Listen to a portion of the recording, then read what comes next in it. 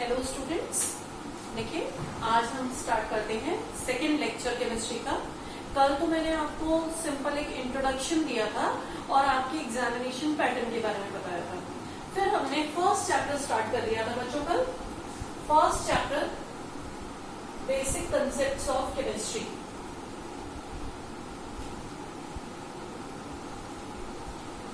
ठीक है, इस चैप्टर में मैंने आपको एक टॉपिक तो बताया पहले, Dalton's atomic theory.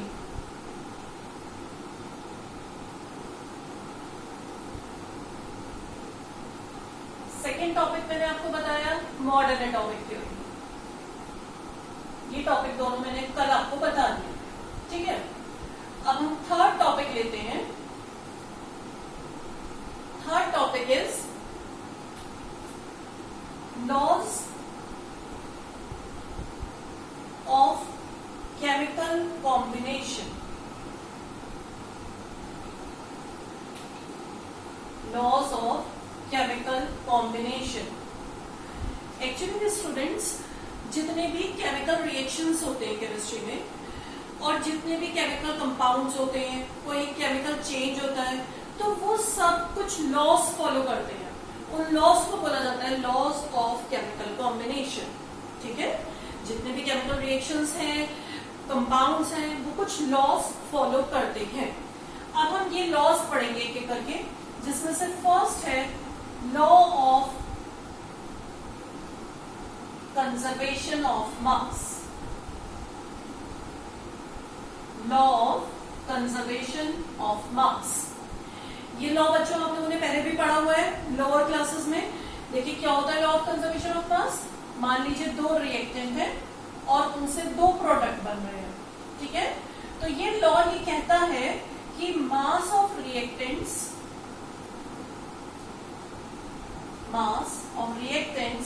Is equal to mass of products. ठीक है, ये कहता है ये लॉ।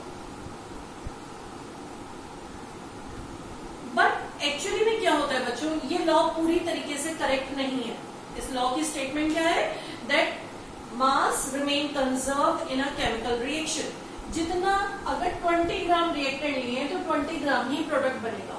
बट ये लॉ पूरी तरीके से करेक्ट नहीं है, इसकी ये स्टेटमेंट अगर हम बोल रहे हैं। मैंने आपको कल भी एक बात बताई थी, ऐसा हो सकता है ये दोनों मासेस इक्वल ना हो, ऐसा भी हो सकता है। तो अगर मान लीजिए दोनों इक्वल नहीं होंगे तो दोनों में कुछ डिफरेंस होगा। तो suppose mass of products minus mass of reactant आप करते हैं, दोनों के मासेस में कुछ डिफरेंस था, उसे बोला जाएगा डेल्टा एम। और डेल्टा एम क्या है, मास डिफेक्ट। इसे बोला जाता है मास डिफेक्ट। और ये मास बच्चों कहाँ गया, अगर मान लीजिए इस रिएक्शन में जैसे इधर 20 ग्राम से स्टार्टिंग करेंगे और बाद में 19 ग्राम बन गया, तो वो 1 ग्राम कहाँ चला गया, फिर वो 1 ग्राम एनर्जी में कन्वर्ट हो गया by equation E equals to delta mc square। ठीक है, वो मास डिफेक्ट एनर्जी में कन्वर्ट हो गया। तो हमेशा आप लोगों ने केमिकल इक्वेशंस में पहले भी कभी पढ़ा होगा लोअर क्लासेस में, दो टाइप के रिएक्शंस होते हैं, एंडोथर्मिक रिएक्शंस और एक्सोथर्मिक। पढ़ा है आप लोगों ने। क्या होता है एंडोथर्मिक रिएक्शन, जिसमें एनर्जी एब्सॉर्ब होती है, हीट एब्सॉर्ब होती है, उसे बोलते हैं एंडोथर्मिक। जिसमें हीट रिलीज होती है उसे बोलते हैं एक्सोथर्मिक। ठीक है, तो ये जो हीट एब्सॉर्ब हो रही है या हीट रिलीज हो रही है, ये कहां से आ रही है हीट, ये डेल्टा एम है जो एनर्जी में कन्वर्ट हो गया और वो हमें हीट की फॉर्म में दिखाई दे रही है। तो कोई भी रिएक्शन में जो एनर्जी चेंजेस आ रहे हैं वो कहां से आ रहे हैं, वो इस मास डिफेक्ट से आ रहे हैं। ये मास डिफेक्ट ही एनर्जी में कन्वर्ट हो रहा है by this Einstein equation. So mass defect converts into energy. तो बच्चों हम ये लॉ जो पढ़ रहे हैं, अभी तक आप ये लॉ पढ़ा करते थे। देखिए कई बार ऐसा होता है, कुछ चीजें आपको ये लगता है कि हम अभी तक गलत पढ़ रहे थे और भी अभी आगे कुछ चीजें ऐसी आएंगी, वो आप गलत नहीं पढ़ रहे थे, पर वो उस स्टेज पे सिर्फ उतना ही कंसेप्ट आपको समझाया जा सकता था, उसके आगे की बात नहीं बताई जा सकती थी। ये होता है। ठीक है ना, तो ये बात अब हम प्रूव कर सकते हैं इससे, ये जो law of conservation of mass है उसकी स्टेटमेंट को मॉडिफाई कर दिया गया। अभी तक आप इससे पहले ये बोला करते थे that mass remain conserved in a chemical reaction. अभी तक तो ये बात पता थी, mass remain conserved in a chemical reaction.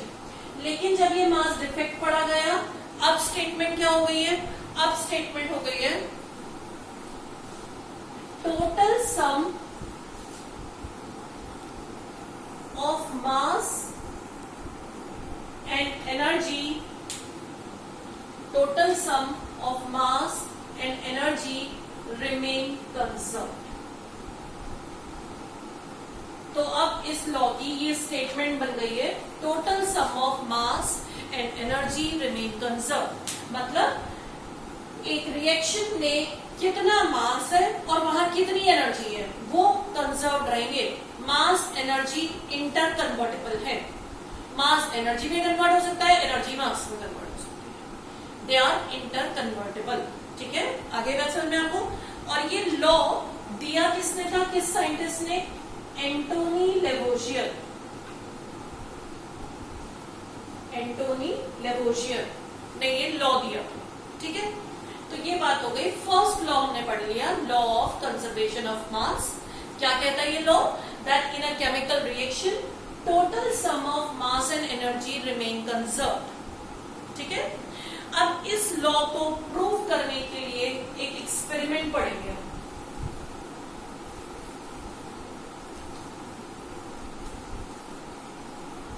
इस लॉ को प्रूव करने के लिए एक साइंटिस्ट थे लेंडॉल्ट। उन्होंने एक्सपेरिमेंट किया था जिसको बोला जाता है लेंडॉल्ट्स एक्सपेरिमेंट। ठीक है, देखिए बच्चों, अभी मैंने आपसे कहा कि लॉ की स्टेटमेंट थोड़ी मॉडिफाई हो चुकी है, लेकिन एक्चुअली में क्या होता है, जैसे मैंने अभी आपसे कहा मास ऑफ रिएक्टेंट और मास ऑफ प्रोडक्ट इक्वल नहीं होगा हर रिएक्शन में, तो इनमें थोड़ा बहुत डिफरेंस होगा, लेकिन तब भी हम फॉर्मूला यही लेकर चलेंगे, ये दोनों इक्वल है। क्यों हम ये फॉर्मूला लेकर चल रहे हैं? क्योंकि वो जो इनके बीच का डिफरेंस है वो बहुत छोटा डिफरेंस है, उसे नेग्लिजिबल माना जाता है, नेग्लिजिबल डेल्टा एम। तो हम दोनों को इक्वल ही मानकर चलेंगे। तो डेल्टा एम नेग्लिजिबल है कहां पर? जितने भी केमिकल रिएक्शंस होते हैं, सभी केमिकल रिएक्शंस में डेल्टा एम नेग्लिजिबल है, लेकिन इसकी वैल्यू निग्लेक्ट नहीं की जा सकती। कुछ जगह ये काफी बड़ी वैल्यू है, नॉट नेग्लिजिबल, हाई वैल्यू है। कैसे रिएक्शंस में इसकी वैल्यू हाई होगी? इसकी वैल्यू हाई होगी न्यूक्लियर रिएक्शंस में। कल मैंने आपको एक न्यूक्लियर रिएक्शन का एग्जांपल दिया था, तो वहां पे तो इसकी वैल्यू हाई होती है, पर यहाँ पर केमिकल रिएक्शंस में लो होती है। आप लोगों ने सुना भी होगा कभी ना कभी न्यूक्लियर रिएक्टर्स के बारे में, न्यूक्लियर बॉम्ब्स के बारे में सुना है आपने? Nuclear bombs nuclear fission reaction पे बेस्ड होते हैं, एटॉमिक बॉम्ब्स, उसमें बहुत ज्यादा हीट रिलीज होती है। तो वो जो बहुत ज्यादा एनर्जी रिलीज होती है वो क्यों होती है? क्योंकि वहां पे डेल्टा एम भी ज्यादा होता है। तो जब डेल्टा एम ज्यादा था तो वो एनर्जी में भी ज्यादा कन्वर्ट हुआ। तो न्यूक्लियर रिएक्शन का तो ई भी हाई होगा। क्यों हाई हुआ? क्योंकि उसका डेल्टा एम भी हाई था। केमिकल रिएक्शंस में कभी इतनी ज्यादा हीट नहीं निकलती, क्योंकि वहां पर डेल्टा एम भी स्मॉल है, इसलिए एनर्जी भी स्मॉल है। तो केमिकल रिएक्शन में हम डेल्टा एम को नेग्लिजिबल मानकर चलेंगे और हम यही कहेंगे अभी भी कि mass of reactant mass of product के इक्वल है। फॉर्मूला हम यही यूज करेंगे न्यूमेरिकल। ठीक है, अब हम आते हैं लेंडॉल्स एक्सपेरिमेंट पे। लेंडॉल्ट ने एक्सपेरिमेंट क्या किया था? एक बहुत सिंपल सा किया था। सिल्वर नाइट्रेट और NaCl को एक ट्यूब में सील करके रख दिया, सील्ड ट्यूब में, और इनका रिएक्शन कराया गया, रिएक्ट करने के लिए रख दिया। इनका वेट भी मेजर कर लिया गया था। सपोज ये x ग्राम था, ये y ग्राम था। बाद में जब इनका रिएक्शन हुआ तो क्या बनेगा? AgCl और NaNO3। अब जब ये रिएक्शन कंप्लीट हो गया, इन दोनों को वहां से सेपरेट कर लिया गया। सेपरेट करके इनको वॉश कर लिया गया और फिर ड्राई कर लिया गया। जब भी हम कोई प्रिपरेशन करते हैं लैब में तो हम उसे वॉश कर लेते हैं, कोई इम्प्योरिटी हो तो निकल जाए। वाटर से वॉश करते हैं, वो गीला हो गया वो चीज, तो उसे ड्राई भी कर लिया जाता है। अब ड्राई करने के बाद इसका वेट मेजर किया गया। जब वेट मेजर किया गया बच्चों, वो भी x + y के ही इक्वल आया। तो बस यहां से प्रूव हो गया कि जितने रिएक्टेड लिए थे उतना ही प्रोडक्ट मिला। तो क्या प्रूव कर रहा है experiment? That mass of reactants is equal to mass of products. ठीक है, तो ये किसने प्रूव कर दिया? लैंडोल्ट के एक्सपेरिमेंट ने ये बात प्रूव कर दी। तो ये बताया मैंने आपको first law of conservation of mass.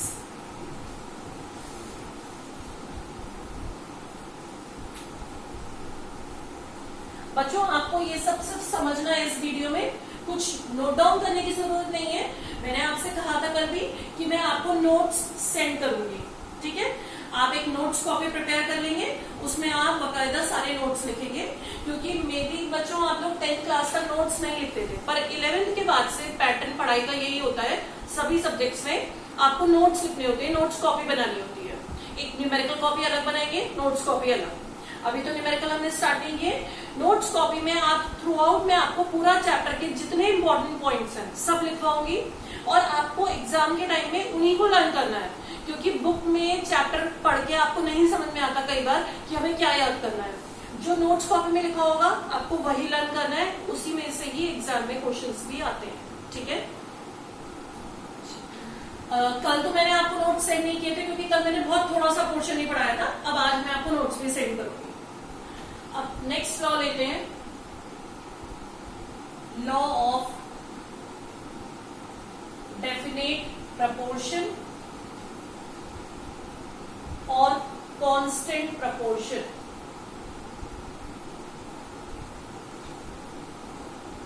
Law of definite proportion और कांस्टेंट प्रपोर्शन, ये लॉ दिया है, साइंटिस्ट का नेम है Joseph Proust.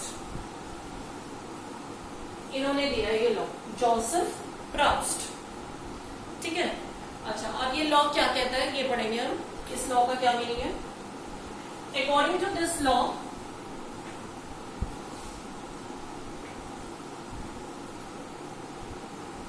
elements combine in a simple whole number ratio, simple whole number ratio by weight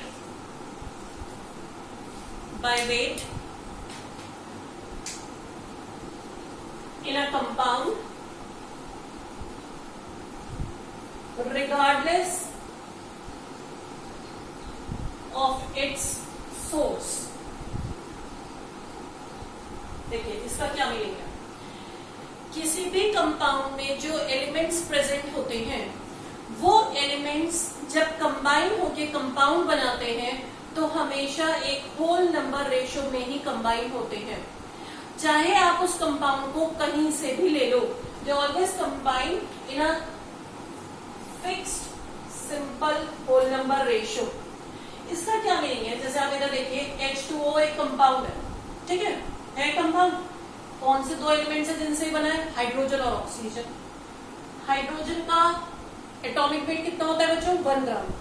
2 hydrogen है तो कितना wait हो गया? 2 ग्राम। एक ऑक्सीजन का वेट 16 ग्राम। 16 ग्राम। हाइड्रोजन इस टू ऑक्सीजन का क्या रेशो हो गया? 2:16। सिंप्लीफाई कर दिया, 1:8। ये रेशो यही रहेगा चाहे आप वाटर को कहीं से भी ले लो। ऐसा नहीं है वाटर आप लेक से ला रहे हो, पॉन्ड से ला रहे हो, सी से ला रहे हो, कहीं से भी ला रहे हो। वाटर में जो हाइड्रोजन इस टू ऑक्सीजन का रेशो है बाय वेट, वो हमेशा 1:8 ही रहेगा। This is law of definite proportion. Source कहां से आ रहा है इस बात पे डिपेंड नहीं करेगा। अंडरस्टूड? जैसे अब दूसरा एग्जांपल लेते हैं, CO2 मान लीजिए। कार्बन यहां पर है 12 ग्राम। ये एटॉमिक वेट तो थोड़े बहुत तो आप लोगों को याद ही होंगे। ऑक्सीजन एक का वेट 16 ग्राम। तो 2 का हो गया 32 ग्राम। कार्बन इस टू ऑक्सीजन का रेशियो कितना हो गया 12:32। सिंप्लीफाई करिए इसे 3:8। ये 3:8 जो रेशियो है ये 3:8 ही रहेगा CO2 के लिए, चाहे आप CO2 को किसी भी रिएक्शन में से ले लो, किसी भी सोर्स से ले आओ, ये रेशियो यही रहेगा। This is known as law of constant proportion और डेफिनेट प्रपोर्शन। आ गई बात समझ में आपको मेरी?